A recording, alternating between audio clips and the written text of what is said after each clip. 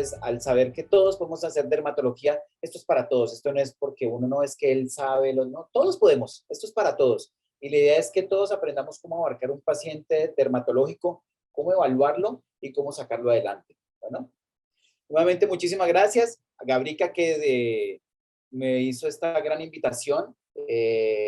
Realmente ellos se esmeran mucho en impulsar esta especialidad. Bueno, voy a compartir mi pantalla. Vamos a ver. Y me dicen, aquí estoy. Perfecto.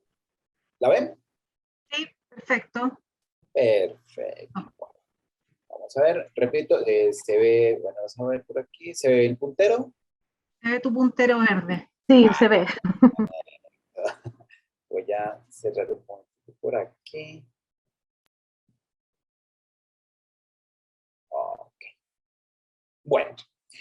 Bueno, vamos a hablar un poco de lo que es el abordaje clínico del paciente dermatológico o el paciente en dermatología, ¿sí? Nuevamente, darle muchas gracias a la Universidad de las Américas por esta invitación, a Gabrica, que me está patrocinando para poder estar con ustedes. Para mí es muy grato poder empezar a compartir un poco de lo que hacemos nosotros en nuestra clínica. Creo que la dermatología, como la hablamos ahora, es uno de los focos más importantes de los cuales nosotros tenemos que tener en cuenta en nuestra consulta o en nuestros pacientes. ¿Sí? Hay muchos futuros colegas, los cuales van a salir y van a decir, bueno, ¿yo qué voy a hacer? ¿Sí? La mayoría de los colegas que se dedican a pequeños, como yo en el momento en que yo me gradué, iniciamos, algunos podrán montar su clínica o su consultorio inicialmente, otros trabajaremos, ganaremos mucha experiencia y ahí poco a poco vamos a enfocarnos qué es lo que queremos en nuestra vida profesional. El consejo que yo les doy a todos es aprovechen la universidad, ¿sí? La universidad nos da las herramientas para nosotros luchar o aprender de lo que nos va a tocar en la vida, ¿sí? La universidad no nos da todo, la universidad nos da unos pilares. Aprovechenlo al máximo. Todas las universidades tienen docentes espectaculares porque por eso están allí. Se han esforzado o se esfuerzan día a día para darnos el mayor conocimiento en el cual tenemos en nuestra vida y por eso lo sé porque cuando yo miro a mis docentes, a mis colegas o a mis profesores, sé lo grande que han hecho para poder ser o formar los pilares de lo que yo fui o soy ahora en el momento. Bueno, entonces, quiero iniciar. Las bases, ¿cuáles son las bases para el diagnóstico dermatológico de los pacientes en la consulta? ¿Sí? Entonces, nosotros, la gran mayoría de nosotros, vamos a ver pacientes que van a llegar con afectaciones de la piel. ¿Sí? Eso es el principal motivo de consulta. ¿Qué le pasa a mi perro? O mi perro se rasca o mi perro tiene un problema de piel. ¿Sí? Es por lo principal. ¿Qué es lo que yo quiero? No solo hay que hacer una correcta evaluación de la piel, tenemos que hacer una evaluación mucho más profunda. ¿Por qué? La dermatología no es solamente la piel, la dermatología son muchos procesos. La piel nos está diciendo a nosotros que puede haber algo más, ¿sí? Puede haber un órgano enfermo, ¿sí? ¿Qué órganos? Digestivo, reproductivo, endocrino. ¿Qué opinan de digestivo? Me gusta, de pronto si pueden escriban que van a transmitir lo que ustedes escriban. ¿Qué enfermedades digestivas pueden reflejarse en la piel? ¿Sí? ¿Qué opinan? ¿Qué opinan? Opinen lo que quieran. Estos espacios son para opinar y ninguna respuesta es mala. Pero sí quiero que de pronto todos se enfoquen y piensen y digan, sí, yo pienso esto. ¿Sí? Lo ideal es eso, es que todos podamos compartir, podamos hablar y pensar, ¿qué opinan? ¿Un problema digestivo cómo se puede reflejar en la piel?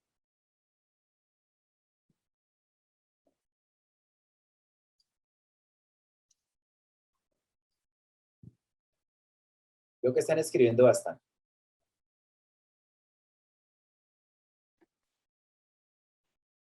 Sí, alergias, patologías que involucran absorción de nutrientes, Perfecto, qué prurito, bueno. problema de vitaminas, la Perfecto. paniculitis, por ejemplo, dice ahí, Sí, alergias, sí, carne, exacto, proteína. Ah, exacto. mira, por ahí dice hipersensibilidad alimentaria, hipotiroidismo también, alergia Sí, ese alimentaria. hipotiroidismo también en endocrino que les iba a preguntar ahora, pero está muy bien, está muy bien. Entonces, miren, cuando hablamos de problemas digestivos, sí, tenemos las intolerancias alimenticias. Entonces, resulta que el paciente nos llega a una consulta por un problema digestivo.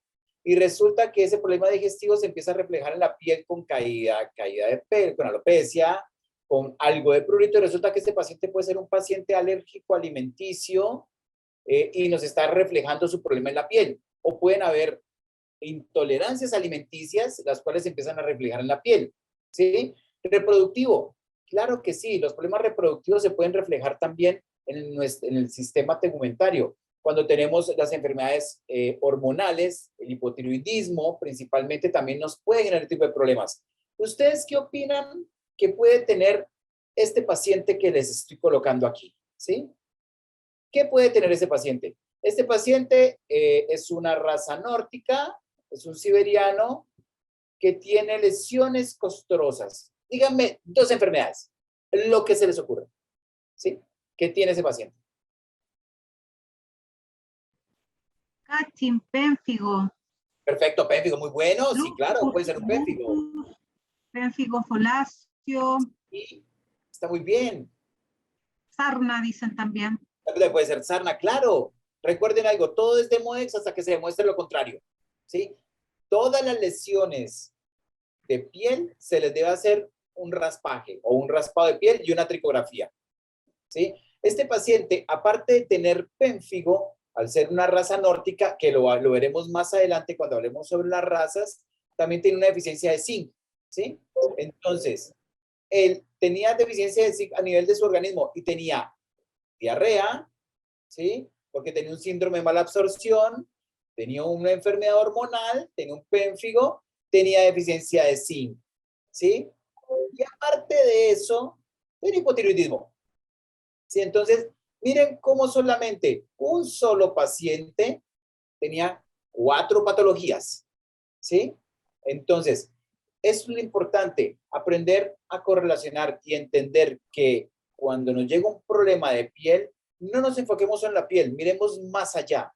Ese va a ser como la generalidad de todo esto. Si nosotros empezamos a conocer las enfermedades y empezamos a saber cómo preguntarle al propietario qué es lo que tiene el paciente, daremos unos buenos diagnósticos.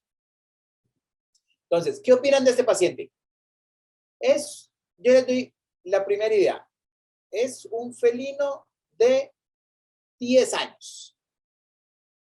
¿Qué tiene ese paciente y qué podría tener?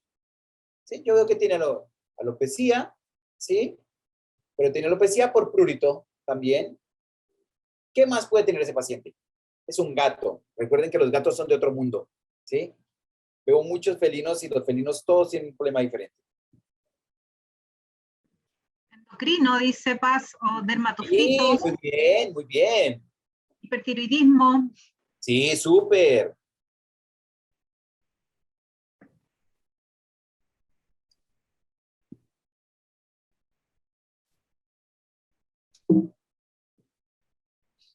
Miren, este paciente,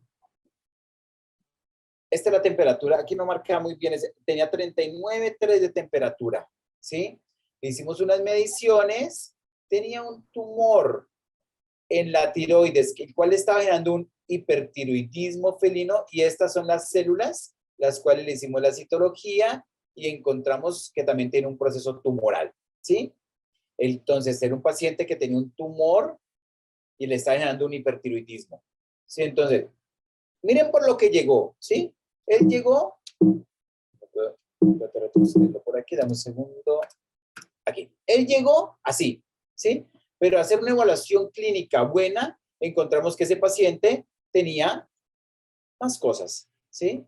Entonces, miren lo importante de conocer las enfermedades a las cuales nos empezamos a enfrentar. Entonces, yo ya sé, cuando empezaron a decir, yo les dije, un paciente felino adulto, lo primero que se le empieza a venir un problema hormonal, ¿sí? Está bien, eso es a lo que yo quiero. Entonces, miren, esto es básicamente lo que nosotros encontramos en ese paciente, ¿sí?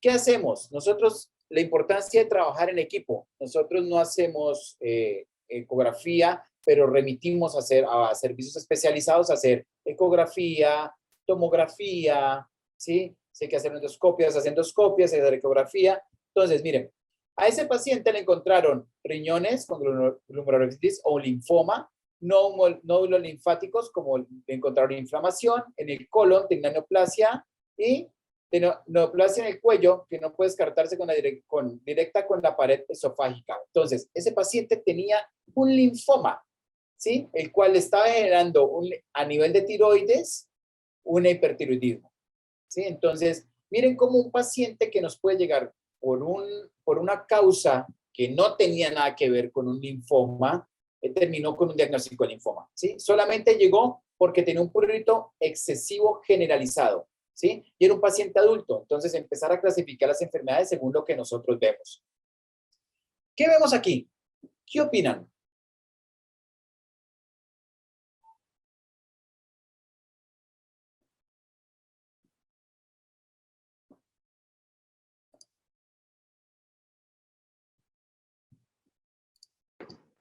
Sarna, dice la Natalia. Después, hiperpigmentación, sarna, tiña. ¿Es simétrico, preguntan?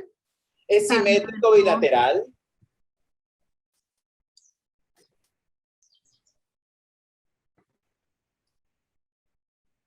Cachín, hipotiroidismo. Hipotiroidismo de nuevo, va ganando el hipotiroidismo.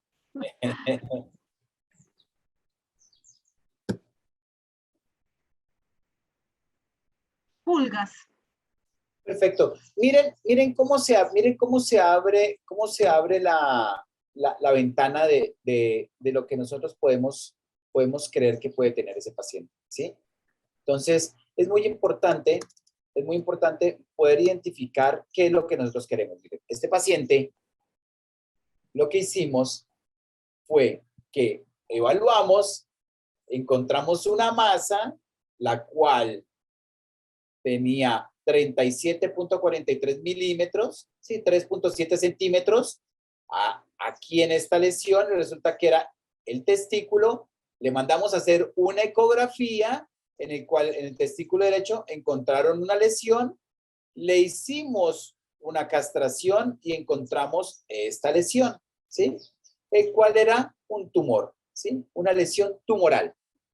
Entonces, ese paciente, las lesiones tumorales, aquí vamos a los problemas hormonales, tiene un problema hormonal a nivel de testículo, el cual está afectando todo el sistema de su piel, ¿sí? ¿Quién me dice cómo se llama esa enfermedad?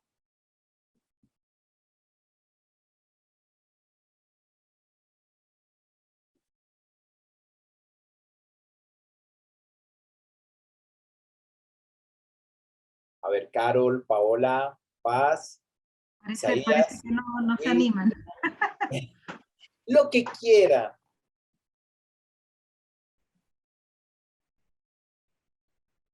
Una prostatitis. Ese tumor genera prostatitis. Mira, Pablo, hiperestrogenismo, dice. No. ¿Qué otra? Muy bien, Luis.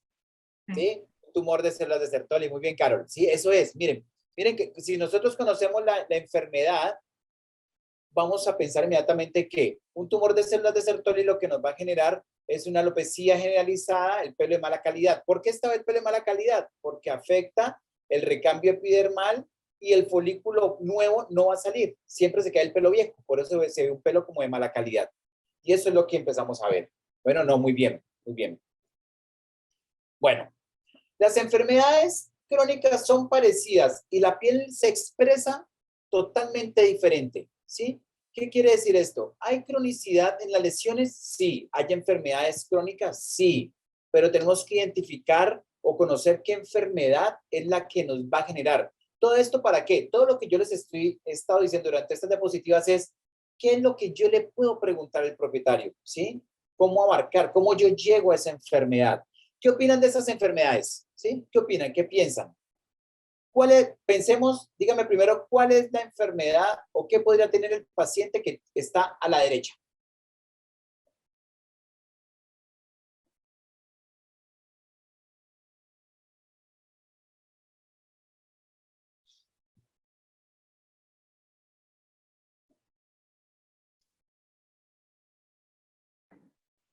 Tiño sarna, claro que sí. Sí, Benjamín, sí. Pénfigo, claro. Muy bien, Paola. ¿Qué otra?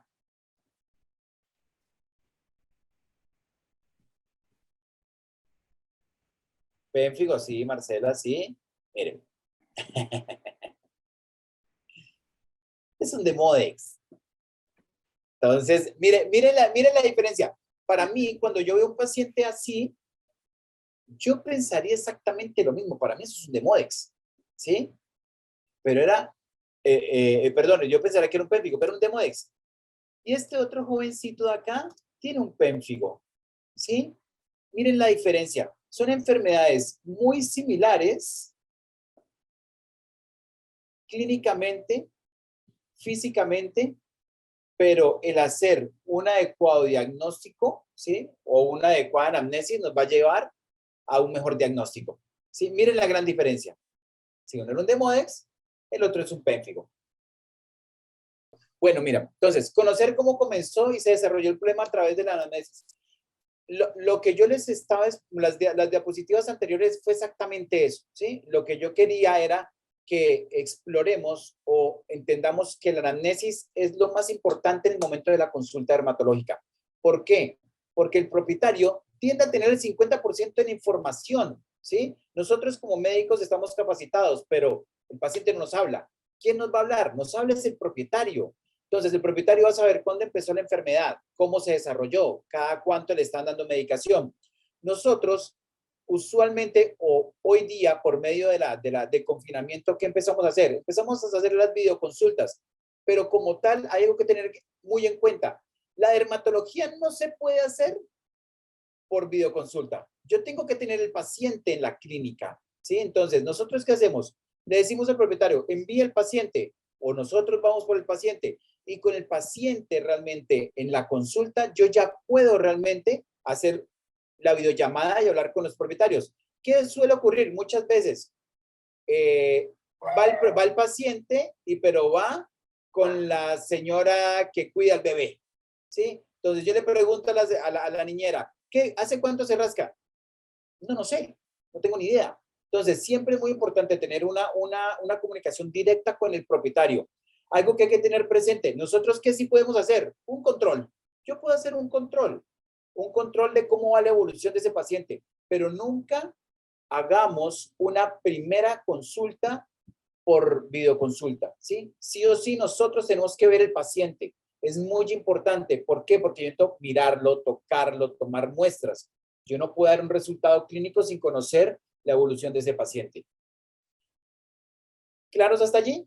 En dermatología, las ayudas diagnósticas solo complementan los hallazgos clínicos. Recuerden, el diagnóstico es de nosotros. Las ayudas clínicas nos ayudan a llegar a un diagnóstico, ¿sí? La utilización al azar realmente no nos lleva a un diagnóstico general. ¿A qué voy? Si ustedes ven este laboratorio, yo tengo de todo en este laboratorio, pero en dermatología, ¿qué voy a utilizar? Posiblemente un microscopio, posiblemente un equipo de hormonas, ¿sí? Entonces, al tener tanto, nos estamos desviando porque si yo le voy a hacer un paciente de todo, primero el propietario no va a querer que yo le haga todos los exámenes habidos y por haber. Yo como médico debo saber qué es lo que yo necesito y cómo lo voy a manejar, ¿sí?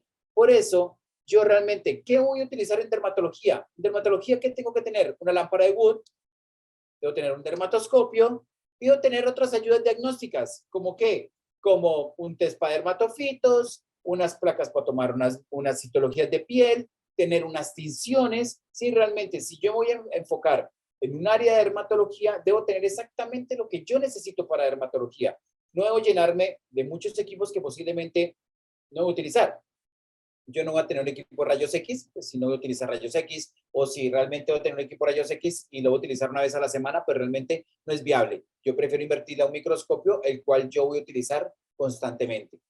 Bueno, entonces, ¿para qué son las ayudas diagnósticas exactamente en dermatología? Exactamente para eso. Un dermatoscopio. Cuando yo tengo una consulta en dermatoscopio, con dermatoscopio yo puedo analizar y ver la piel exactamente. Los cultivos y la lámpara de Wood son para ver pacientes. Este paciente es exactamente una revisión con lámpara de Wood. Si ustedes ven, miren la lámpara de Wood como nos da una fluorescencia cuando sospecho de un dermatofito. ¿Sí? Entonces, la lámpara de Wood en un cuarto oscuro es muy importante. A ver, no tiene que ser un cuarto totalmente oscuro. Yo se los hablo por experiencia. Yo tengo en el consultorio lo que yo hago es bajar las persianas, cierro la puerta, apago la luz y voy a tener una clara visión.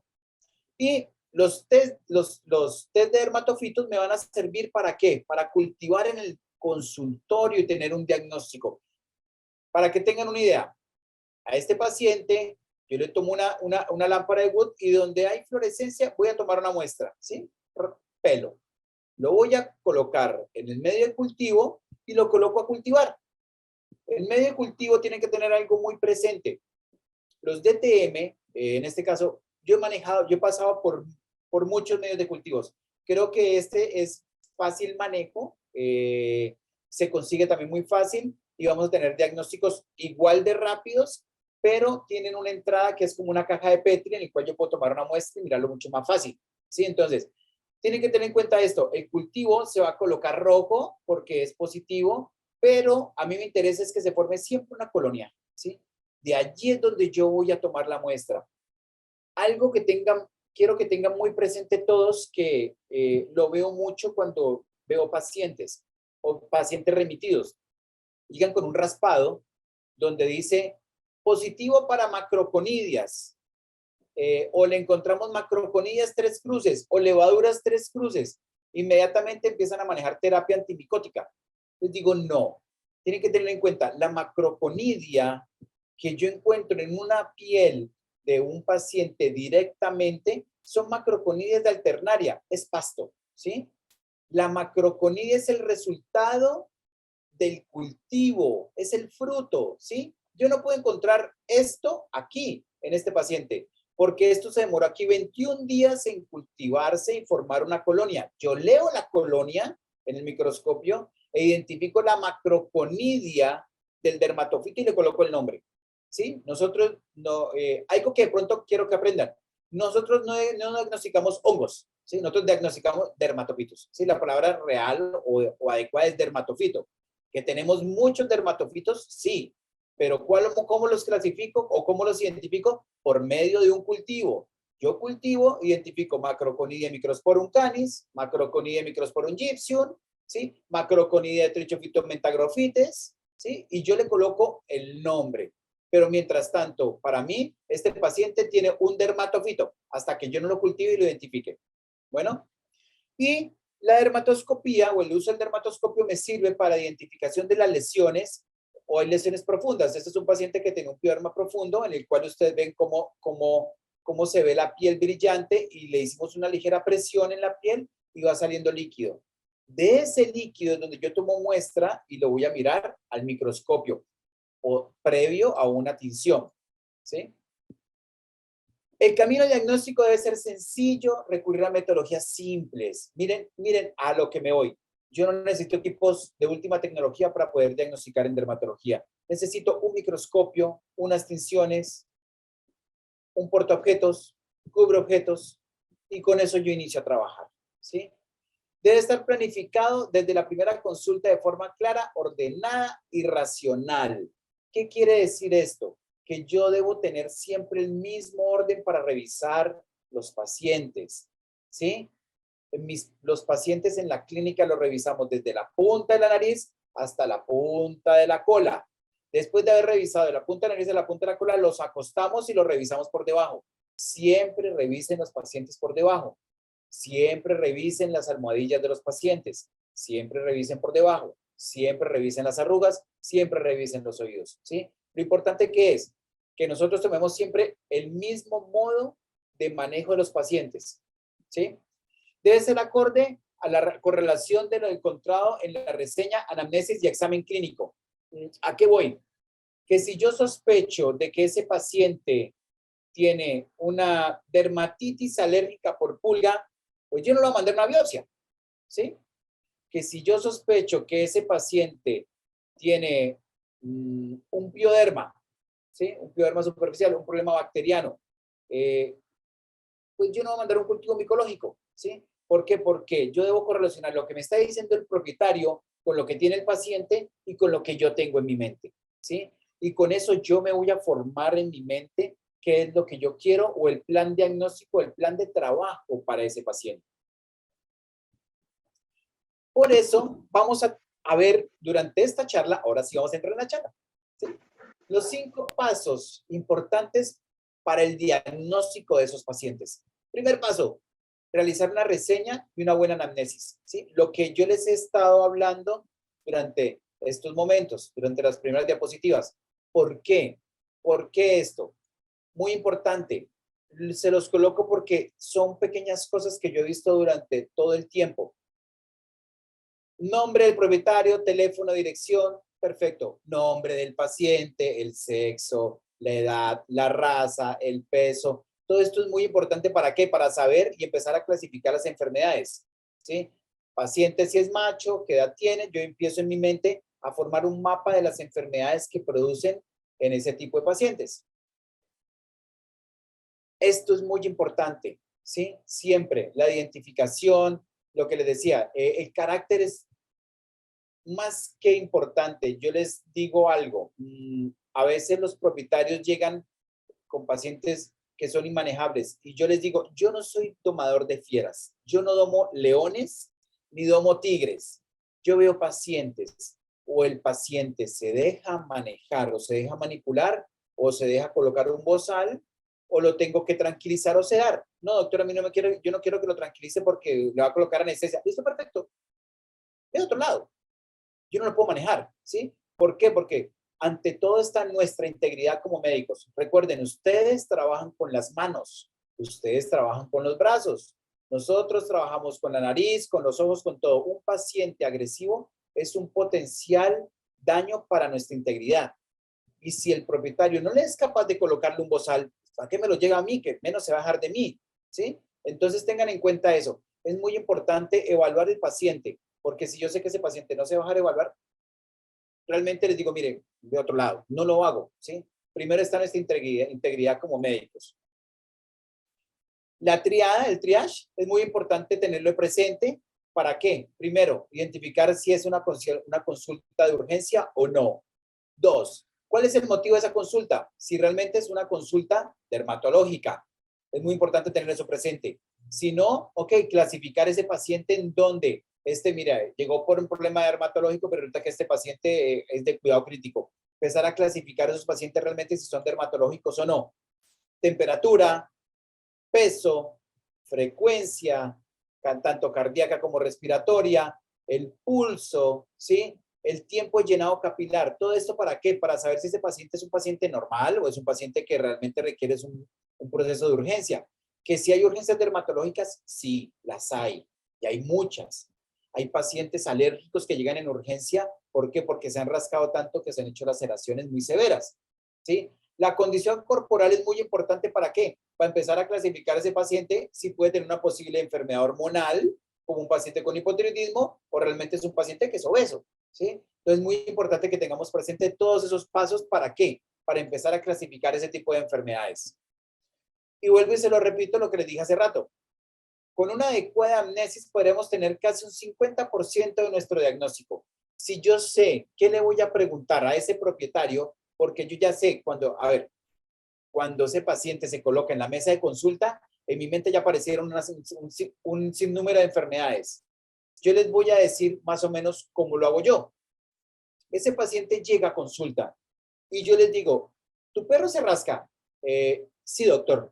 Ok, ¿cuánto se rasca de 0 a 10? Doctor, mi perro se rasca 8. Perfecto. Cuando él me dice eso, entran en mi mente las enfermedades que generan rasquiña o prurito en los perros y salen de mi mente las enfermedades que no generan rasquiña. Entonces, generan rasquiña. ¿Qué enfermedades generan rasquiña? Pulgas, sarnas, bacterias, malacesias y alergias, ¿sí? Son las 5 enfermedades más frecuentes que generan rasquiña en la piel de nuestros pacientes. Ok, entran a mi mente. ¿Qué sale de mi mente? Enfermedades hormonales, ¿sí?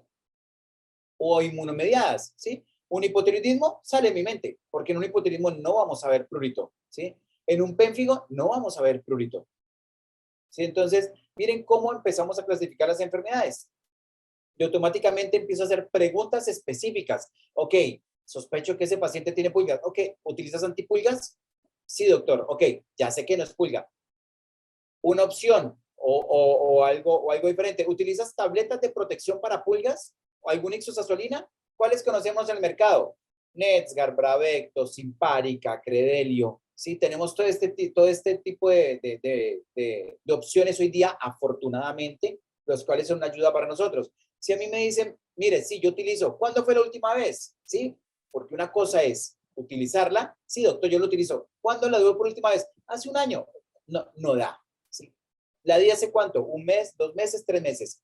Sí, doctor, yo la di hace 2 meses. Perfecto. Yo ya sé que ese paciente está protegido contra pulgas y contra sarnas, porque todo ese tipo de tabletas protegen contra pulgas y protegen contra sarnas. Y ya automáticamente descarté 2 enfermedades de esas 5. ¿Qué me queda? Bacterias, malacesias y alergias, ¿sí? Hago unas citologías de piel para descartar si ese paciente tiene bacterias o malacesias, y la alergia se descarta por clínica, ¿sí? La alergia la descarta el médico. Ustedes descartan. ¿Cómo lo hacen? Con criterios de alergia, ¿sí? ¿Cuáles son los criterios de alergia más? Los criterios de alergia de los pacientes, que los que trabajamos hoy día son con los criterios de Fabrot. ¿Se lame las manos? Sí. ¿Se rasca hasta que se generan lesiones? Sí.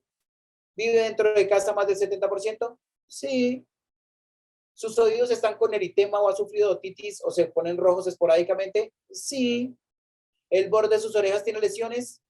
No. ¿Es un criterio positivo? ¿En el lomo tiene lesiones? No. Perfecto. 7 criterios de alergia. Si los cumple, es alérgico. Con que cumpla 5 criterios de esos 7, estaríamos frente a un paciente alérgico. ¿Sí? Miren cómo hicimos una consulta dermatológica en 4 minutos. ¿Sí? Entonces, eso está en nuestra mente. Ahora yo, ¿cómo le voy a preguntar eso al propietario? Por eso es tan importante poder entender que el 50% del diagnóstico de ese paciente, de esa enfermedad que tiene el paciente que está en nuestra mesa de consulta, depende de lo que nosotros le sepamos preguntar al propietario. Bueno, ¿claros hasta allí? Si tienen alguna duda, pregúntenla, ¿sí? Con el mayor de los gustos. Paramos y solucionamos la duda, porque para eso estamos aquí, para todos compartir y de todos aprender. Bueno, entonces, y me interrumpen, no hay ningún problema si hacen la pregunta, me interrumpen inmediatamente que la respondemos. Entonces, hay una pregunta a lo mejor que se relaciona con la primera parte que abordaste, la otra la dejo para el final porque no tiene mucha relación. Dice, okay, ¿actualmente existe algún test que nos permita acelerar el cultivo? Si el paciente aparentemente es sano, ¿hay que volver a cultivar o con el microscopio basta? Ok, muy buena pregunta. A ver, si hablamos de, me imagino que está hablando en la parte de dermatofitos, ¿sí? Porque si hablamos de cultivos, asumo que estaría hablando de dermatofitos. Que me respondan si sí o si no, en cuanto hablamos de dermatofitos, para poder como explicarlo un poco mejor. Sí, dice Isaías. Sí, perfecto, listo. Mira, Isaías, normalmente un paciente que tiene un dermatofito presenta una clínica. ¿Cuál es la clínica de ese paciente? Un paciente con lesiones costrosas que a veces no se rasca. Yo le hago una tricografía o hago un raspado y yo voy a encontrar el pelo esporado, ¿sí? Yo lo voy a ver. Yo ya lo vi y lo vi en el microscopio a los 5 minutos que ese paciente llegó. Yo quiero saber o confirmar de dónde puedo tomar la muestra. Yo le coloco la lámpara de Wood y donde hay fluorescencia, tomo la muestra. Y esa muestra la coloco en el cultivo de DTM, el cual se demora entre 14 a 21 días. La literatura o la clínica me dice que yo debo leer a los 21 días, entre 21 y 28. Pero yo ya sé que ese paciente tiene un dermatofito porque me lo dice su clínica y me lo dijo el microscopio. Lo otro, hay un estudio también que lo hizo el doctor Rodrigo Reyes, donde aparece como la citología como medio diagnóstico en dermatofitosis. Y yo lo veo a diario y lo hago a diario. ¿Qué hago? Tomo una muestra, una impronta de una citología donde están las lesiones y cuando yo la miro al microscopio voy a encontrar artroesporas de dermatofito. Entonces, 1, tengo pelos esporados en el microscopio.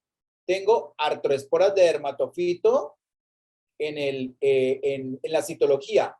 Tengo lámpara de Wood positiva y le puedo agregar azul de silnicen a un raspado, que el azul de silnicen es una coloración o azul de metileno, el cual yo se le echo al pelo, al raspado, y el azul de silniceno o el azul de metileno se va a fijar en el pelo esporado y cuando yo lo veo en el microscopio se va a ver toda la cutícula del pelo llena de un color azul y se van a ver los pelos sanos. Entonces yo ya sé que ese perro tiene un dermatofito, ese paciente o ese gato o ese perro tiene un dermatofito. Yo inicio terapia ese mismo día. Yo el cultivo lo hago para confirmación y para identificación de la macroconidia.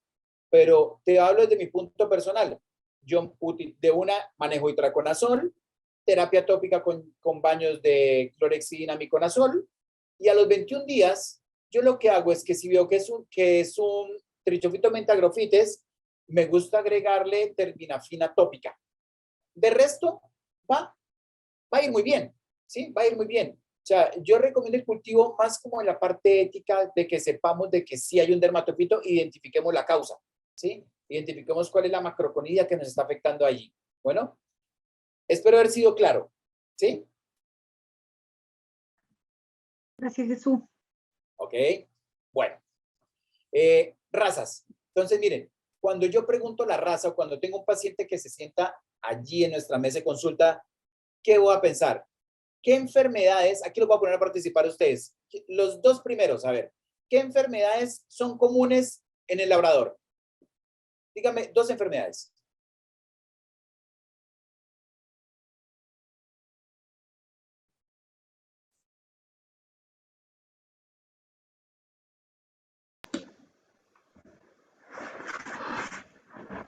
¿Qué escribieron? Dice obesidad, dice alergia Sí, alimentaria, perfecto. Está muy displasia bien. de cadera, alergia a las Perfecto. pulgas. Exacto, exacto. Entonces, miren, labrador, ya conocemos, los felicito, o sea, ya saben que hay genéticamente el labrador sufre obesidad, ¿sí? Veo mucha alergia en labradores, el labrador también sufre de hipotiroidismo, ¿sí? Sufre de displasia de cadera. Ok, ¿qué opinan? Dos del Schnauzer, y una vez me van pensando dos de este y dos de este. Vamos con el Schnauzer. ¿De qué sufre el Schnauzer? Otitis, dice epilepsia, Ok, y en piel, hay una enfermedad muy característica del Schnauzer.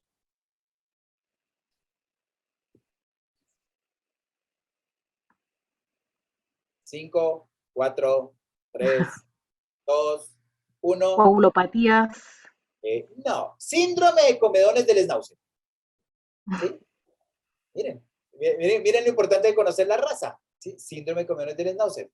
¿De qué puede sufrir el pastor alemán? Aparte de displasia. Yo iba a decir displasia, no. Que no sea displasia. Sarna, dice Matías.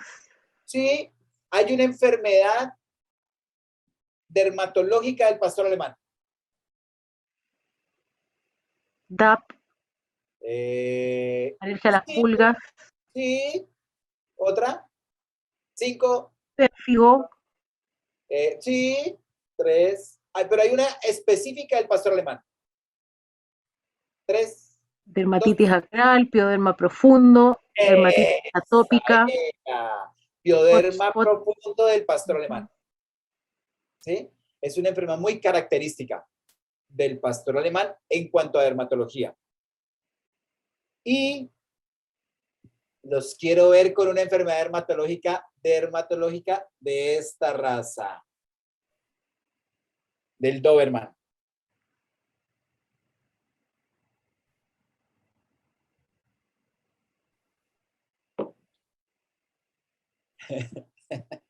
Cinco. Nos anima. Dermatofitosis, No, genética, que es lupus, característica de esta raza. lupus, hiperkeratosis, 3, carcinoma de células escamosas. 1, 0. Síndrome del Doberman azul. Van a decir, ¿y cómo diablos se come eso? Alopecia por dilución de color. Es muy, exacto, es muy similar a una alopecia de color diluido, pero el síndrome del Doberman azul es una displasia folicular que da en el Doberman azul. ¿Sí? Entonces, miren, ¿a qué va todo esto? De la importancia de conocer las enfermedades que hay en cada una de las razas. ¿Sí? Esa era la finalidad de esta diapositiva. ¿Sí? Lo importante de conocer que pueden haber muchas más enfermedades y hay enfermedades características de cada una de las razas y enfermedades dermatológicas. Bueno, otra parte de la reseña, ¿sí? De los problemas hereditarios. ¿Qué problemas hereditarios puede presentar alguna de estas razas? ¿Sí? Esta en particular tiene una enfermedad muy característica que da cuando es adulto. Realmente la veo, a ver, no es que la vea bastante, la veo de 5 pastor collie, la veo en 2. ¿Sí? Yo no veo mucho pastor collie, veo, digamos, en el año puedo ver 5 pastor collie, pero de esos 5 pastor collie veo a 2, podrían ser 3. Hay algo muy característico, el lupus. ¿Sí? Eso, sí. Carmen dijo lupus. Perfecto, Sí. muy bien, muy bien. Entonces, tienen que tener en cuenta, cuando se me presenta un paciente pastor collie adulto con una lesión en la nariz, úlceras en la nariz, lo primero que yo podría sospechar es de un lupus, ¿sí? Entonces yo ya empiezo a saber qué es lo que puedo preguntarle a ese propietario. En cuanto a estos 2 jovencitos, pues las alergias van de la mano, ¿sí? Son pacientes que, de lo que, a ver, no sé en Chile, pero en Colombia, mi mayor índice de pacientes alérgicos están en bulldog francés y en bulldog inglés, ¿sí? Entonces, no sé en Santiago cómo se presenta en Chile, pero ese es desde el punto de vista de mi manejo, es lo que yo más veo. Sexo, lo importante, machos y hembras. ¿Por qué? Miren lo que hablamos ahora del ejemplo que les coloqué. Un tumor de células de Sertoli. Entonces, si yo sé que es un macho que tiene un problema que no está castrado, yo lo primero que voy a hacer también en la evaluación es tocar los testículos a ver si encuentro alguna masa. ¿Por qué? Para descartar un tumor de células de Sertoli. Y en hembras, el hiperestrogenismo, el efluvio heterogénico posparto, muy importante porque a veces se nos esconde de las hembras, de hembras que acaban de tener partos y se quedan sin pelo, totalmente calvas, y resulta que no preguntamos muy bien y resulta que esa es una hembrita, una perra que ha tenido una gran camada y empiezan a tener efluvios heterogénicos posparto, ¿sí? Y lupus eritematosos sistémicos lo veo mayormente en hembras.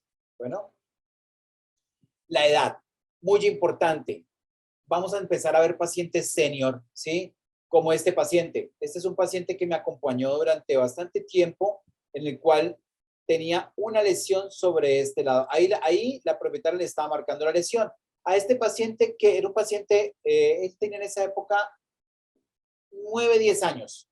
Era un boxer, el cual yo conocí desde hace mucho tiempo, desde casi cachorro, y apareció esta masa, una masa aquí, a este nivel. Le hicimos una punción y encontramos estas células. ¿Ustedes me pueden decir a qué corresponde esta citología? Esta citología, todos los que ustedes ven son pacientes de la clínica y son fotos del microscopio de las citologías que hacemos en la clínica. ¿Qué creerían que puede tener ese paciente?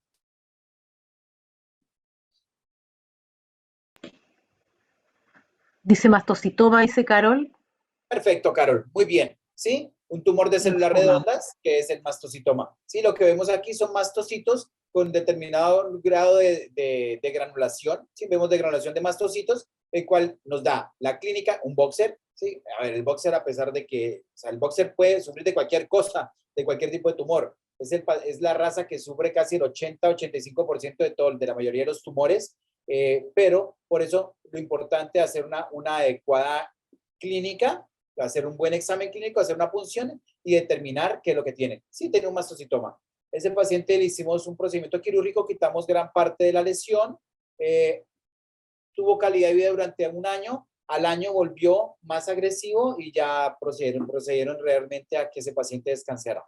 Sí, realizamos una eutanasia compasiva. Bueno, otro, antecedentes dermatológicos, el tiempo de evolución de las lesiones, tengan muy presente eso. ¿Sí? Si a mí me llega un paciente, un propietario y me dice, doc, veo esta lesión, que es una lesión de hiperkeratosis, inflamación, doctor, él se está rascando desde ayer, pues no le voy a creer, ¿sí? Es un paciente que tenemos que entender que estas lesiones dermatológicas son lesiones de vejez, de cronicidad. Este paciente llevaba ya mucho tiempo con lesiones, a diferencia de este paciente que este propietario me dice, doctor, lleva 8 días con las lesiones. Perfecto, yo le voy a creer. El tiempo de evolución de las lesiones nos da también a saber a qué nos estamos enfrentando. Los dos eran pacientes alérgicos, pero este es un paciente alérgico con cronicidad. Si ustedes ven la vulva, miren también aquí, miren cómo se ve, vamos a ver si vemos aquí, miren cómo se ve la inflamación, ¿sí? Miren cómo se ve la piel totalmente inflamada, la hiperkeratosis y la hiperpigmentación y la piel de elefante, ¿sí? Muy diferente a lo que vemos aquí. Aquí vemos algo de eritema, una piel un poco irritada, ya estaba empezando algo de hiperpigmentación, sí, había una foliculitis bacteriana, pero nada grave, ¿sí? Entonces, importante, tiempo de evolución de las lesiones, saber, identificar y saber si nos están diciendo la verdad. Progresión de las lesiones. Miren, aquí tenemos una hermosa progresión de las lesiones. Vamos a ver si podemos colocarlo aquí. Entonces, miren, tenemos una papulita, ¿sí? Así inician las pápulas. Aquí hay otra papulita. Después se convierte en pústula, ¿sí? Vemos el puntico blanco. Esa pústula revienta inicialmente y se convierte, aquí revienta la pústula, y después de que revienta la pústula se convierte en un collarete epidérmico, ¿sí? Miren lo importante de identificar o de saber las lesiones primarias y secundarias, ¿sí?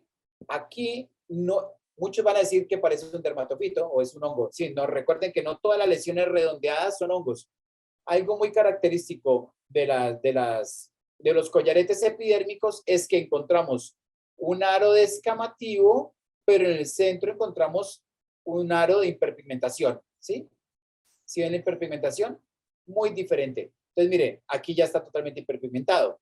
Entonces, para que tengan presente y tengan en cuenta de la importancia de conocer las lesiones y la evolución de las lesiones. Características del prurito, muy importante, ¿sí? Lugar, ¿sí? ¿Dónde se rasca ese perro? Doctor, se rasca la cara, se rasca el pabellón auricular. Yo les voy a colocar a este paciente y ustedes van a ver qué es rascarse realmente un paciente.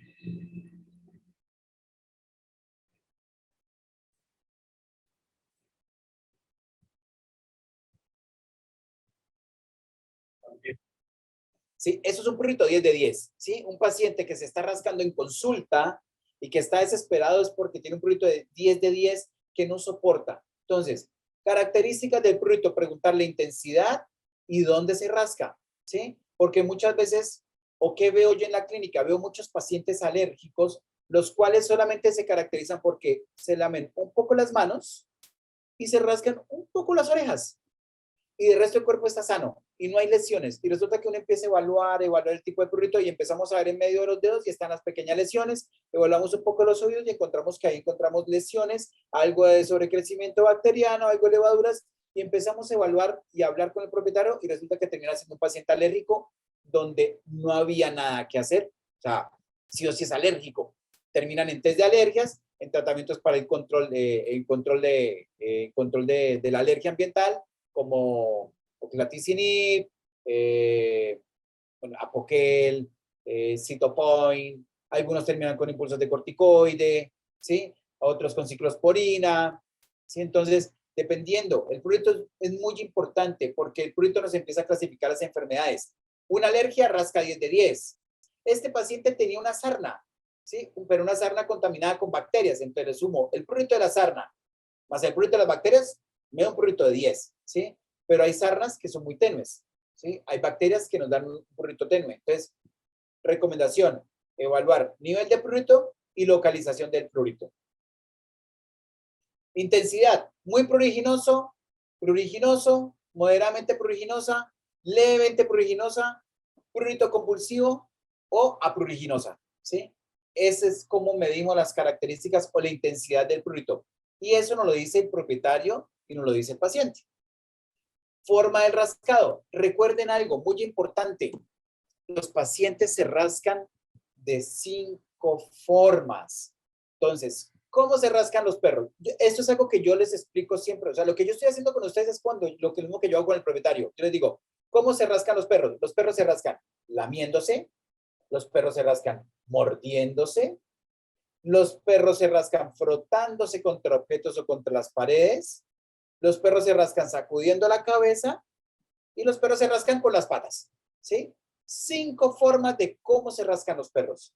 Entonces tenga muy presente eso, porque eso nos va a dar una base de cómo, porque yo le pregunto al propietario, ¿se rasca? No, no se rasca. Ah, ok. ¿Se lame las patas? Doctor, todo el día se lame las patas. Ah, ¿y se muerde? Todo el día se muerde, porque en el propietario la mente está en que el rascarse es frotarse con la pata. ¿Sí? Tengamos presente eso. Eso es muy importante en la anamnesis. Tratamientos recibidos, muy importante. Siempre es cuando llegan a consulta y escribir qué medicamentos se han empleado en ese tipo de pacientes, a qué dosis, a qué vía, tiempo de administración y qué interacciones medicamentosas pueden haber. ¿Por qué?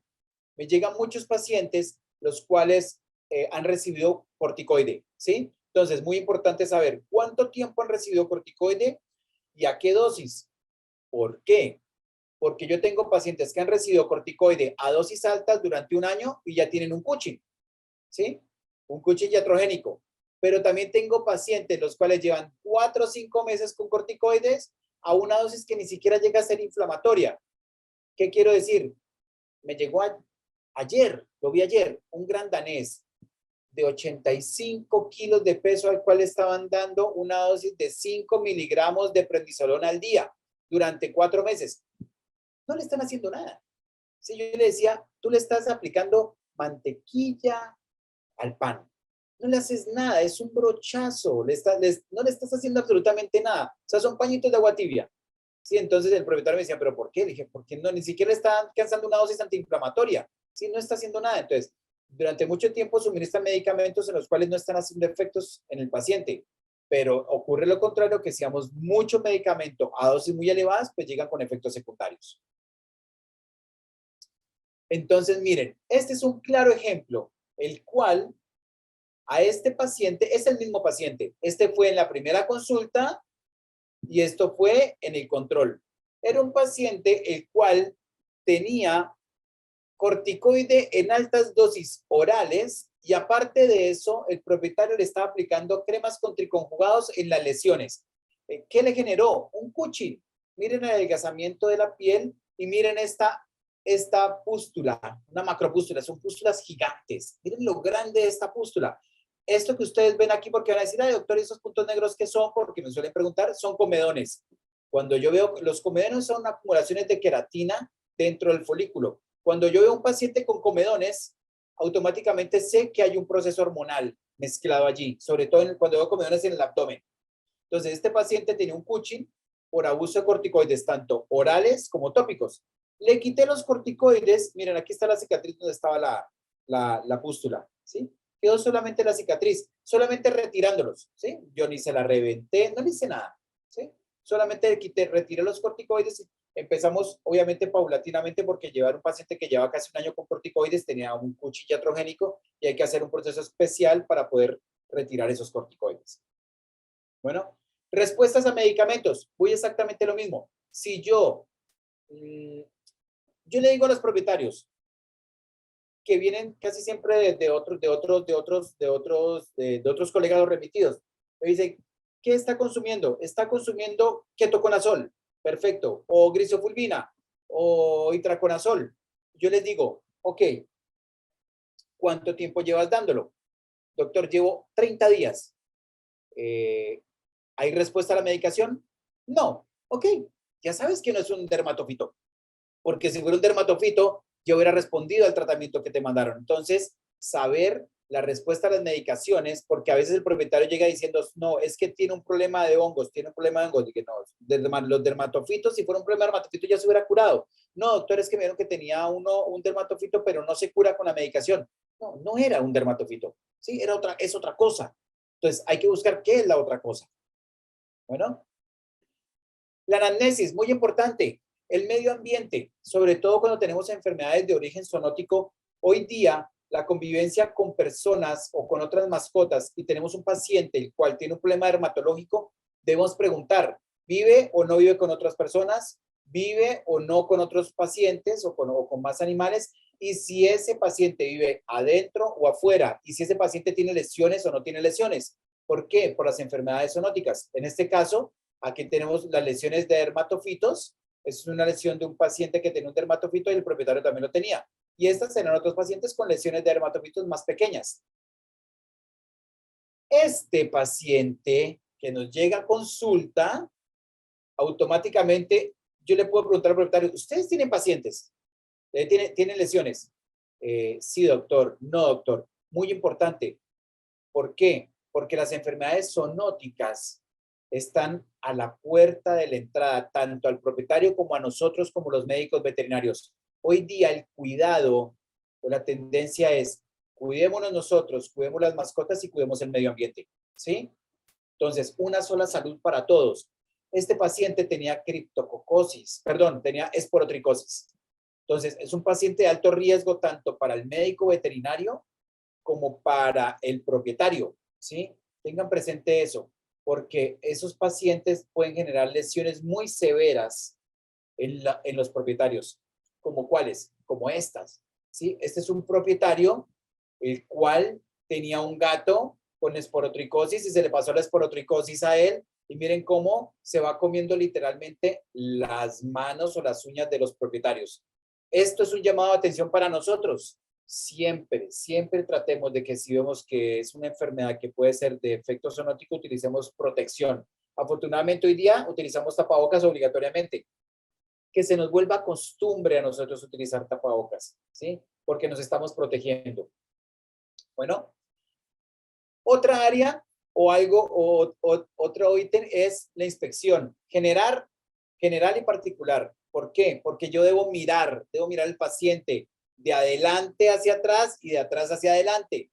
Verlo de lado. ¿Por qué? Porque siempre cuando a veces vemos de atrás hacia adelante, vamos a ver este tipo de pacientes que tienen lesiones y se ven esa contrapelo, se ven de atrás hacia adelante, ¿sí? Ver los laterales, identificar también que hay pacientes que son de color oscuro, que hay lesiones hiperpigmentadas, las cuales no se ven a simple vista, ¿sí? Tocar, muy importante. Aquí está tocando la propietaria, ¿no? Ese dedo es de la propietaria. Entonces, ahí vemos un paciente que el cual yo debo siempre tocar el paciente de atrás hacia adelante y mover el pelaje. Porque cuando yo toco, yo identifico y sé si hay lesiones costrosas o no. Oler. Esto es hermoso. A ver, este paciente, ustedes o yo, está en la mesa, en la recepción, y yo lo huelo. Sí, este era un paciente que estaba lleno de malacesia, ¿sí? Y miren las lesiones. El olor es muy característico. Entonces, uno ya sabe cuando hay un paciente que puede tener un olor característico y este paciente tiene malacesia. Busquemos la enfermedad de base porque yo ya sé que tiene malacesia. Lo confirmamos por citología y todo eso. Pero miren lo importante, los olores de los pacientes. Bueno, hasta allí realizar una buena anamnesis. Identificación de las lesiones primarias y secundarias. Esto, las fotos que ustedes ven aquí es exactamente de nuestro programa de historias clínicas, el cual, cuando yo empiezo a hacer un examen dermatológico, empiezo a identificar si hay mácula, pápula, pústulas, tumores, costras, escoriaciones, si veo piojos, si veo ácaros. ¿Por qué? Porque esto me está dando una idea de lo que ese paciente tiene. No tienen que tener una historia, un programa de historias clínicas. Podemos tener una historia clínica física en la cual vamos escribiendo exactamente lo que nosotros vemos. Pero si se van a enfocar en dermatología, tengan una historia clínica dermatológica y tengan una historia clínica general, ¿sí? Porque en dermatología tenemos que ser un poco más profundos. ¿Para qué? Para identificar estas lesiones. Esto se llama un hotspot, es un parche caliente. Miren, si ustedes ven, la lesión está aquí, pero este paciente se la formó. ¿Y por qué se la formó? Se la formó por la lesión porque tenía una otitis. Miren aquí la secreción, vean el ligero eritema, pero el de tanto rascarse el oído se generó esta lesión. Otro hotspot, mírenlo cómo se ve. Sí, se ve feo, es desagradable. Esto es una lesión hotspot en un pomerania. Esto es lo que vemos en los pacientes de pelo largo cuando tienen este tipo de lesiones. ¿Qué tenemos que hacer? Rasurar toda el área. Tiende a ser doloroso el hotspot porque es muy superficial y las terminaciones nerviosas están muy encima de la piel. Por eso a veces suele doler bastante. Bueno, miren, estas son pústulas, lo devuelvo, ¿sí? Son pústulas en abdomen del paciente. Cuando le colocamos el dermatoscopio, vemos que son pústulas foliculares. Miren, aquí está el folículo. Y estas pústulas foliculares tienden a ser muy características de piodermas, ¿sí? Por eso la importancia a veces de tener el dermatoscopio para ver, porque hay enfermedades que generan pústulas, pero no son foliculares. Y la enfermedad más común que genera pústulas no foliculares es el pénfigo, ¿sí? Para que tengan presente ese tip. Aquí que vemos lo que les nombré hace rato, ¿sí? Vemos la lesión circular costrosa con un aro de hiperpigmentación en el centro. ¿Cómo se llama? Un collarete epidérmico. Aquí tenemos de todo. Miren, tenemos hiperkeratosis, tenemos secreción, tenemos, miren, aquí hay unas vesículas, miren las vesículas, hay unas ampollas. Si ven estas lesiones rojitas, este paciente tenía un paciente alérgico, pero que también tenía carcinoma de células escamosas. Él aquí inició su carcinoma de células escamosas.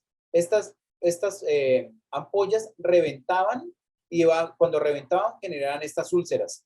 Era un bulldog, ¿sí? Miren otra presentación mucho más sutil de cómo podemos ver collaretes epidérmicos. Aquí podemos ver algo mucho más avanzado, cómo se forman las placas, ¿sí? Miren cómo se forma esta placa de hiperkeratosis. Y este paciente tenía dermatitis alérgica a la pulga, si ustedes ven ese problema de la calidad, pero crónico, ¿sí? Nunca habían tratado a este paciente. Entonces, miren cómo se va volviendo las lesiones de con cronicidad. Piodermas profundos. Miren lo importante de conocer cómo se ven. Los piodermas profundos se caracterizan porque forman como panales de abeja y son muy dolorosos. Y estos se caracterizan porque yo hago una ligera presión y sale sale líquido, un líquido exudativo. Ese líquido es el que yo voy a tomar en la placa y lo voy a evaluar en la citología. Vemos lesiones más extensivas. Esta era una mordedura, esto fue mordedura por araña, ¿sí? Ya venían porque, a ver, ¿por qué la mordedura de araña? Porque lo alcanzaron a ver en la finca, que era un paciente que estaba allá, que lo mordió la araña. Miren, el sitio de la mordedura era aquí. Vamos a ver. Aquí. Ahí fue el sitio de la mordedura de la araña. Generó una necrosis al lado, miren la necrosis que estaba generando allí. Obviamente, había hecho un daño muy severo, una exudación, y esto había ocurrido hace 24 horas. ¿Sí? Entonces, miren la diferencia de una urgencia dermatológica. Si este paciente llegaba por urgencia, hay que tratarlo inmediato. ¿Qué podemos encontrar en este paciente? Miren, hiperkeratosis digital, vemos inflamación, ¿sí? Pododermatitis. Este era el pie del bulldog que les mostré ahora que tenía carcinoma de células escamosas. Y miren cómo correlacionamos la dermatología veterinaria con la dermatología humana, ¿sí? Este es un paciente West Highland con hiperkeratosis de origen de base alérgica. La hiperkeratosis se ve así, miren cómo se ve con dermatoscopía, cómo se ve la inflamación de la piel. Y miren cómo se ve un niño con alergia y con hiperkeratosis, ¿sí? ¿Sí ven la similitud? Entonces, la dermatología comparada es algo que tenemos que tener en cuenta hoy en día. Lo que ocurre en los humanos también ocurre en las mascotas. Entonces, siempre es bueno tener esa comparación de saber qué es lo que ocurre en personas para saber cómo se presenta en pacientes. Miren, hiperkeratosis y eritema. Aquí, ¿qué encontramos? ¿O qué podemos encontrar en este paciente? Podemos encontrar alopecia, eritema e hiperpigmentación. Y esas tres, ¿en qué terminan? En un collarete epidérmico, ¿sí? Entonces, las lesiones primarias se convierten en una lesión secundaria. ¿Qué es esto? ¿Cómo se llama esto? Es un tumor, ¿sí? Entonces, podemos encontrar muchas lesiones. Realmente era un tumor benigno, ¿sí? Este era un adenoma sebáceo que tenía un pudor, pero era de origen alérgico, que se lamió tanto que aumentó de tamaño. Empezamos la terapia de control del prurito y automáticamente se volvió mucho más pequeño y desapareció. Esta pequeña jovencita parece una hiena, muy bonita. Tiene una sarnosita, tenía Demodex. Entonces, era solamente tratarla con una ixosasolina, ¿sí? Entonces, recuerden, todo es Demodex hasta que se demuestre lo contrario. Todos estos tipos de pacientes o todas estas lesiones que hemos visto, a todas se les hizo un raspado, una citología, una tricografía, y a lo que se le puede hacer punción, como los tumores, se les hace punción. Y un hisopado de oído.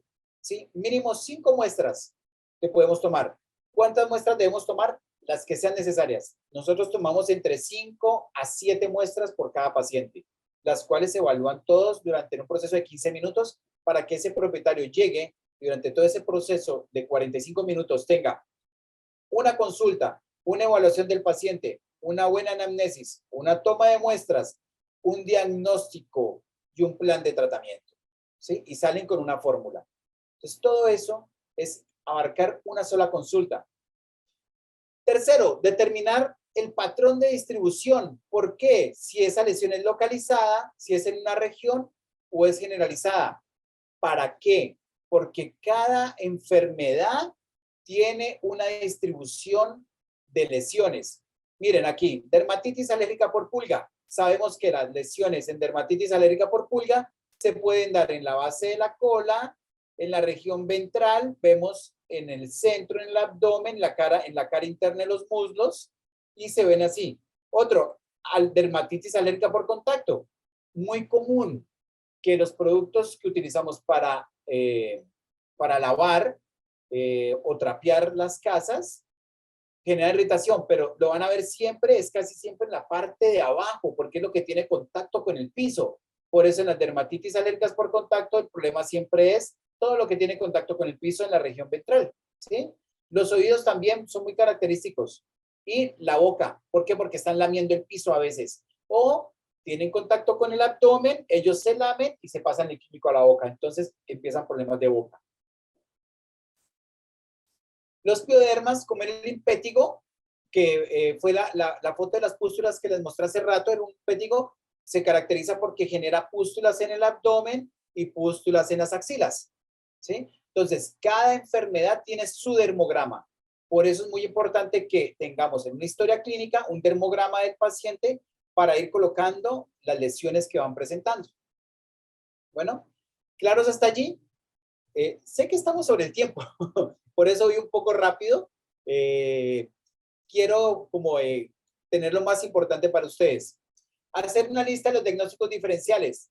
A partir de los datos de la historia que hemos obtenido del patrón dermatológico, generar y construir una lista de diagnósticos diferenciales. Como mínimo 5 diagnósticos diferenciales. Se los recomiendo, porque esos 5 diagnósticos dentro de esos 5 va a estar nuestra enfermedad.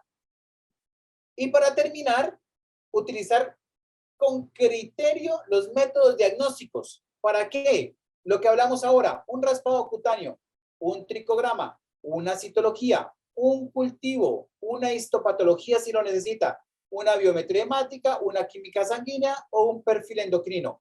Nosotros en la clínica siempre iniciamos con raspados, tricogramas, citología y si necesita cultivo, si sospechamos de dermatofito.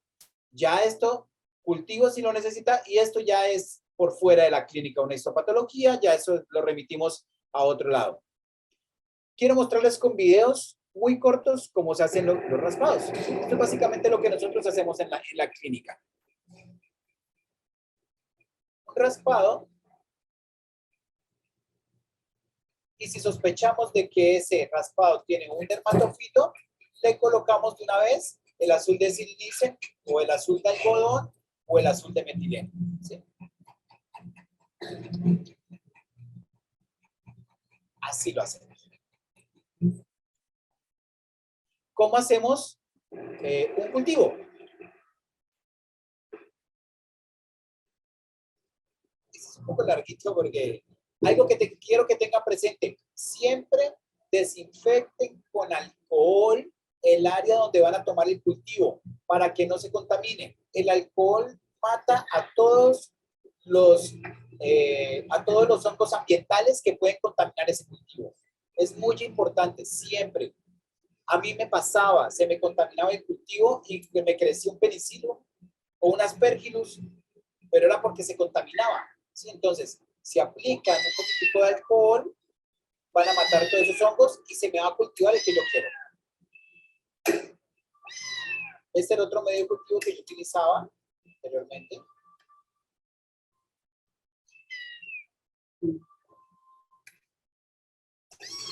Lo que vemos ahí es el DTM. Lo colocamos allí. Muy sutil, algo muy suave. Sin ir a dañar el DTM. Le abrimos, le quitamos ese sticker que es para que pueda respirar. Y se seña. Y se coloca a cultivar. Miren, es muy sencillo.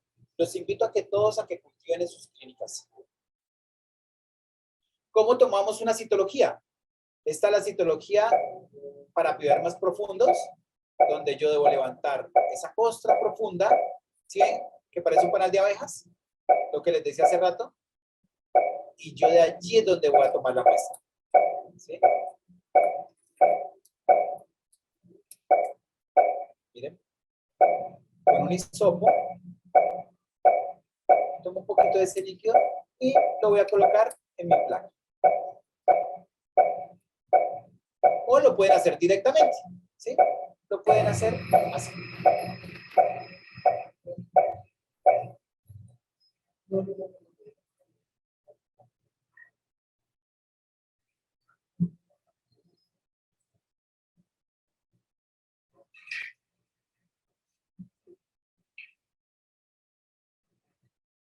Muy sencillo. Este lo voy a pasar por alto porque estamos cortos de tiempo, pero es básicamente cómo se hace una lectura de un cultivo. Sí, voy a mostrar lo más importante. Cultivo para dermatofitos se basan básicamente en un medio de cultivo ideal. En este caso tenemos este que viene de especie de caja de Petri, totalmente aislado. Tenemos una muestra que tomamos del paciente, el cual anteriormente le hicimos, colocamos lámpara de Wood y nos dio fluorescencia, la cual nos ayuda a saber de dónde debemos tomar la muestra. Hay que tener en cuenta que el 70%, según los estudios de microsporum canis, tiene una fluorescencia. Entonces, no es totalmente diagnóstica, pero sí nos puede dar una pequeña guía. Y tener en cuenta lo siguiente: medidas de protección, los guantes y el tapabocas en el momento de hacer la siembra. ¿Por qué? Porque puede ocurrir esto.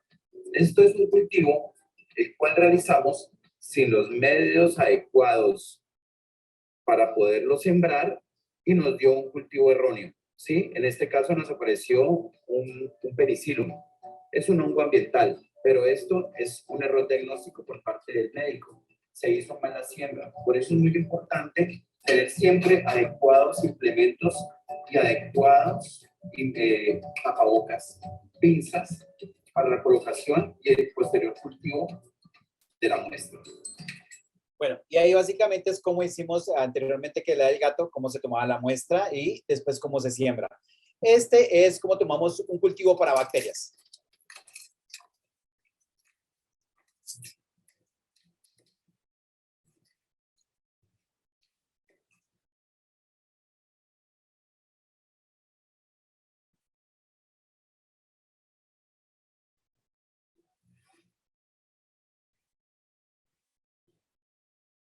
Si ven, es solamente la puntica. Solamente la puntica. Eso es lo que necesitamos. Porque si a veces hacemos mucha presión, podemos tomar agentes que me van a dar un cultivo erróneo.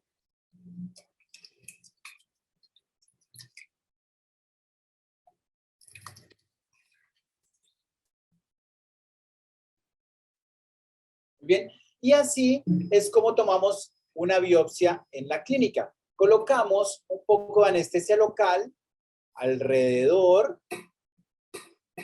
de donde yo quiero tomar la muestra. Si ustedes ven, el paciente está despierto, miren cómo él se está moviendo por allí. Entonces, esperamos unos minutos y después de unos minutos que ha hecho efecto, lo que hacemos es tomar la biopsia. ¿Cómo lo hacemos? Con punch para biopsia. Él ya no está sintiendo nada allí. Se ve grande, ¿no? Pero realmente es un punch de biopsia como de 4 o de 6 milímetros. Realmente es muy pequeño, sino que lo acerqué bastante para que pudieran ver exactamente cómo se ve la biopsia y cómo se toma. Muy importante, tomen la biopsia de la parte de abajo, porque si la toman de la parte de arriba pueden alterar el tejido y pueden confundir al patólogo o se puede alterar la muestra.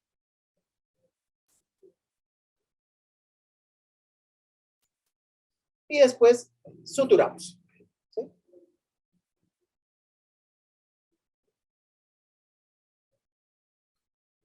Y esos son los pasos los cuales nosotros tenemos todo y hacemos un reporte importante. Hagan siempre un reporte de todo lo que ustedes ven y todo lo que ustedes hacen y entrégueselo al propietario. Nosotros le hacemos llegar vía email, le entregamos al propietario una fórmula y un informe de unas citologías, ¿sí? Ese es un ejemplo de lo que nosotros hacemos. Entonces, ¿nosotros qué hacemos? Entregamos esto y instauramos un tratamiento inmediatamente y le mandamos una fórmula, ¿sí? Muy importante, siempre envíen un diagnóstico, envíen un tratamiento. ¿Para qué? Y un control. Para que ese paciente, yo en 15 o 20 días, le estoy haciendo un control para identificar si lo que yo le mandé estaba bien, si va evolucionando bien, y realmente los pacientes alérgicos o los pacientes dermatológicos se deben ver entre 2 a 3 veces, ¿sí? Y si hacemos todo este proceso, vamos a ver que vamos a tener clientes felices, pacientes sanos, y nos vamos a retribuir bien económicamente porque esta es nuestra función.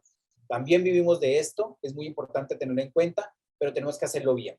Bueno, muchísimas gracias. Espero les haya gustado mucho. Sé que estamos contra el tiempo. Les agradezco en el alma. Muchas gracias, Jesús. Qué buena imagen.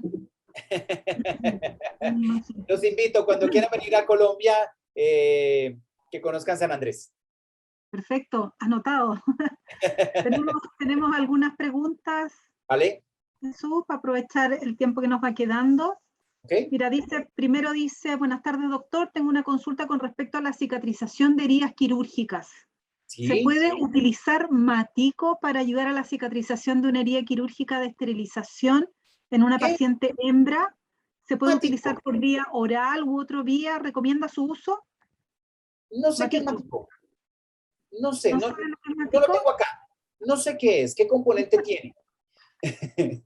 Bueno, es una planta que se utiliza harto como para reparación y cicatrización, se combina con otros elementos, se utiliza como crema, como pomada y también... Acá tenemos cremas similares. De té, ¿no? De té también de matico que a veces se le da por vía oral. Perfecto, ok. No lo he utilizado nunca en vía oral, pero ya sé cuál es. Acá hay algo muy similar, pero lo utilizamos, sí lo utilizamos como tópico, en gel. En gel lo utilizamos. Nunca lo he utilizado en oral porque no lo conseguimos acá. Acá no. Acá la presentación que viene sí es en gel. Y hay algo también que viene mezclado que se llama fitoestimuline. Entonces, son unas cremas que se utilizan, se mezclan y ayudan muy bien a la cicatrización postquirúrgicas. Hacemos muchas cirugías también de castraciones o de cirugías de tumores y en ese tipo de cirugías funciona muy bien. Ustedes tienen algo muy importante que nosotros no tenemos y son las fajas de cobre. Yo sé que en Chile está el distribuidor principal, son muy buenas. Son fajas antibacteriales y el cobre ha ayudado y ya ha demostrado que ayuda muy bien en la cicatrización. Por eso yo las traigo de Chile. Yo traigo estas fajas y siempre las mando postquirúrgicas para mis pacientes. Buenísimo, buen tips. Otra pregunta, dice, ¿me repite las 7 preguntas de la alergia, por favor? Dice que... Los 7 criterios. Mira, te lo voy a repetir, pero más fácil, coloca criterios de alergia, pero Fabrot es el que creó, el que los instauró, pero son lamerse las manos, rascarse hasta generar lesiones, vivir dentro de casa más del 70%, oídos con eritema, bordes de oídos sin lesiones, lomo sin lesiones y tener menos de 3 años. ¿Sí? Ahí están los 7 criterios. ¿Quieren anexar un criterio mayor? Responde a corticoides. Paciente que tú le das corticoide y dejó de rascarse, es un criterio de alergia. Estupendo. Otra pregunta, dice, en alergia alimentaria, al realizar cambio alimenticio, ¿cuánto puede tardar en disminuir síntomas y signos? La clínica está diagnosticada o para hacer un test de exclusión alimenticio debe ser mínimo 2 meses. Dar una dieta de exclusión, ya sea una dieta hidrolizada o en caso de que el propietario no pueda, yo utilizo a veces cerdo y papa, ¿sí? Cerdo y papa disminuyen los síntomas y debo hacer sí o sí el desafío. ¿Cuál es el desafío? Debo darle la comida que le estaba dando antes. Y si yo estoy en el desafío, o sea, le estoy dando dieta hidrolizada, no se está rascando, le di la dieta que consumía antes, se comenzó a rascar, estoy confirmando la alergia, ¿sí? Lo que no sé cómo van a hacer es para explicarle al propietario que le tiene que dar la otra comida y el propietario va a decir, yo no le pienso dar la otra comida porque se va a rascar. Ese es el gran tema hoy día, cómo convencer al propietario. Bien. Otra pregunta dice, entonces dice, los comprimidos orales acaricidas sirven para pacientes con alergia a la pulga. Pensé que solo se recomendaban métodos repelentes. No, funciona muy bien. A ver, hay que tener en cuenta que proteger contra pulgas no quiere decir que la pulga no va a picar, ¿sí? Pero lo que yo busco es de que si yo le doy esa tableta hoy a ese paciente que tiene pulga, se va a rascar, pero yo estoy controlando la pulga del ambiente. Entonces, estoy matando toda la pulga que va a quedar en el ambiente durante, si hay un Bravecto o un Nexgard o un Simparica, durante muchos meses corto el ciclo de evolución y voy a librar del ambiente de donde vive mi paciente alérgico, ¿sí? A ver, la pulga tendrá que picar para morirse, ¿sí? Pero esa pulga en 21 días ya no va a voy a cortar el ciclo de reproducción de la pulga. Entonces, en 30 días voy a tener libre de pulga mi ambiente de mi paciente alérgico. Por eso se recomienda. Perfecto. Otra pregunta similar dice, doctor, ¿los comprimidos orales acaricidas como el Nexgard, Bravecto, etcétera, funcionan para DAP a pesar de que la pulga, debe picar para morir? Sí, funciona, pero a largo plazo, ¿sí?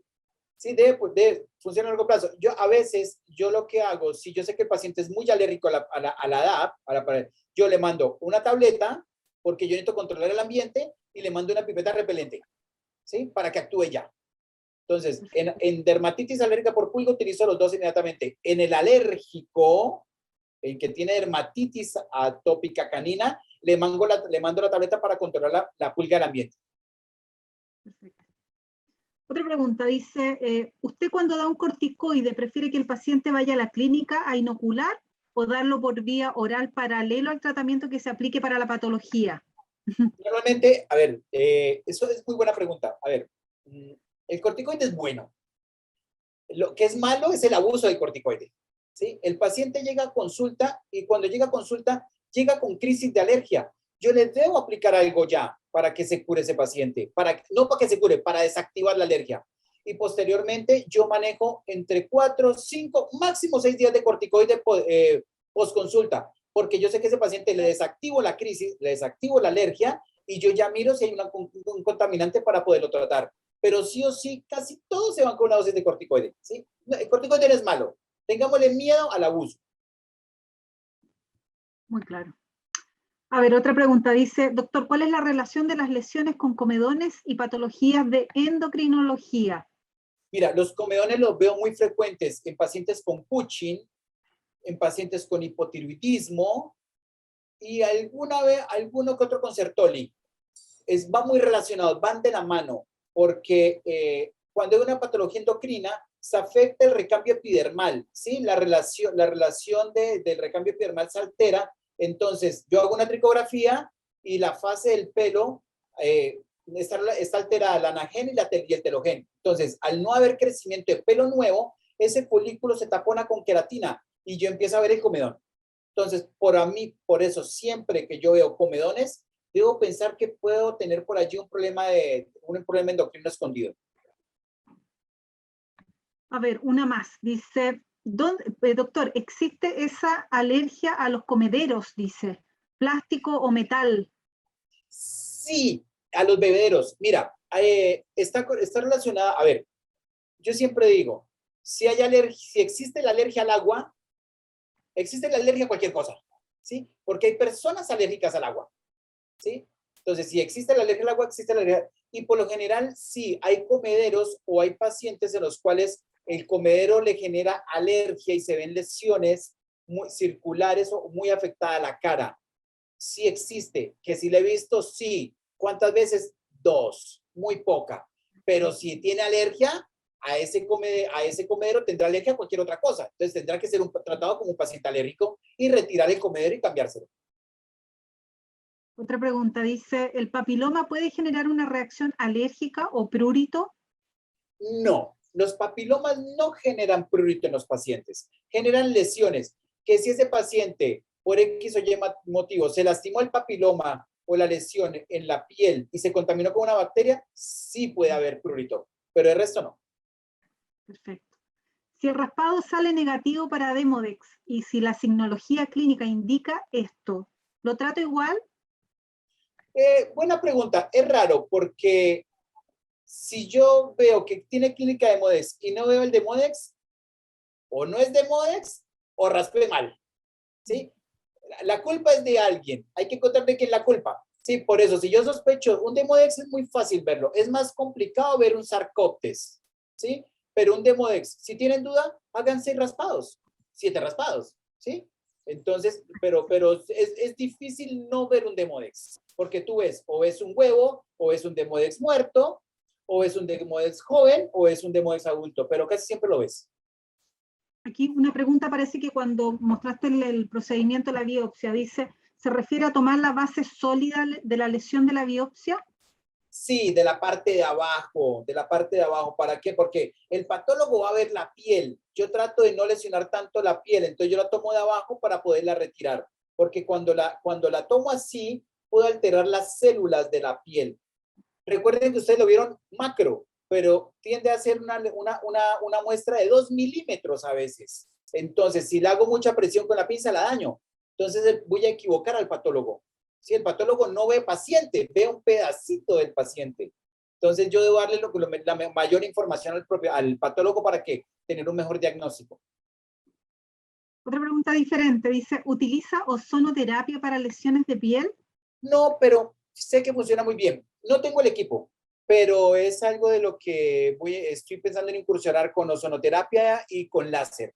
¿Sí? Creo que son terapias alternativas que son muy buenas. Son coayudantes. Todo esto son coayudantes para mejorar la calidad de vida de los pacientes.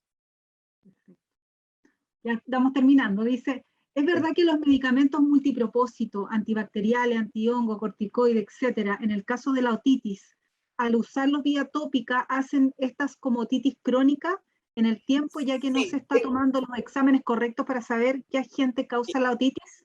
Sí, mira, el uso de triconjugados indiscriminadamente en los oídos está haciendo que empecemos a ver meticiniloresistencias. Yo ya las estoy viendo, he visto muchos, he tenido pacientes, unos 4 o 5 pacientes muy complicados con pseudomonas resistentes y he visto meticiniloresistencia con estafilococo pseudointermedio. Entonces, muchas veces esos pacientes les mandan tantos triconjugados que son los mismos, pero diferentes marcas y resultan siendo pacientes alérgicos, pero solamente con problemas de otitis. Y resulta que le dieron tanto medicamento que el día que realmente le dio una otitis, no hay nada que hacer. O sea, son medicamentos de tercera generación que es muy difícil conseguirlos, de uso intrahospitalario, ¿sí? Entonces, yo siempre soy muy cauteloso en el momento de utilizar algún medicamento para los oídos triconjugado, ¿sí? De hecho, no utilizo triconjugados en la piel. Soy más amante de la champuterapia, ¿sí? Me considero amante, me encanta la champuterapia con clorexidina, con miconazol, porque creo que actúa mejor. Perfecto, ya. Y ahora sí la última pregunta dice, ¿partir con corticoide y apoquiel de mantención? Sí, si yo tengo un paciente alérgico y llegó, a ver, yo tengo un paciente alérgico que está tomando apoquel y entró en crisis. El apoquel no me desactiva la crisis, yo debo desactivarlo. Yo desactivo con corticoide, puedo dar 5, 6 días de corticoide. Durante esos días no doy apoquel, pero después de que desactivo, empiezo nuevamente con el apoquel, ¿sí? Entonces, yo tengo que tener en cuenta algo muy importante. Yo tengo apoquel, corticoide, así, corticoide, apoquel, citopoin. Pero el paciente alérgico debe tener un producto altamente antiprurítico y altamente antiinflamatorio, ¿sí? El medicamento ideal es el corticoide. El corticoide es altamente antiprurítico, altamente antipruriginoso, ¿sí? Y antiinflamatorio. Pero yo no puedo dar mucho corticoide porque genera un efecto secundario. El apoquel es altamente antiprurítico, medianamente antipruriginoso, ¿sí? Y el citopoin es altamente antiprurítico bajamente antiinflamatorio. Por eso, cuando llega un paciente con una crisis, yo lo desactivo con corticoide, le instauro terapia de baños y después retomo la Apoquel o el Citopoin. Creo que traté de ser lo más claro posible. A mí me parece tremendamente completa y clara la explicación. Jesús, yo creo que ya por el tiempo además, y hemos prácticamente contestado todas las preguntas. Muchísimas gracias, la verdad es que estamos pasados un poco, pero la verdad es que estuvo tan entretenido que no nos dimos ni cuenta de la hora como se pasó. Así que nuevamente agradecer que nos acompañes desde Colombia, desde lejos, pero aprovechando este medio virtual que nos ha permitido hacer esta jornada internacional en oncología y dermatología. Agradecer a todos los que nos acompañan y que se quedaron hasta el final en esta charla, así que se nota que hay entusiasmo, que hay ganas también de aprender y compartir experiencias también entre los colegas. Gracias también a Carmen, a Gábrica, que nos ha acompañado y que nos permitió también tenerte, Jesús, en esta jornada, así que espero que tengamos nuevamente una oportunidad que nos acompañe a futuro. Muchas gracias. No, muchísimas gracias, doctora Lorena, doctora Carmen. A Gábrica, muchísimas gracias. El doctor Sergio, que me dio la oportunidad de abrir estos lazos. Me encanta compartir con estudiantes, con colegas, con amigos. Para mí ha sido un honor y espero podamos volvernos a ver pronto, ya sea virtual o ya presencial en algún momento. Así es. Bien, muchas gracias. Entonces los dejamos y como les dije anteriormente, les vamos a mandar la encuesta por correo y posteriormente un certificado de participación y asistencia.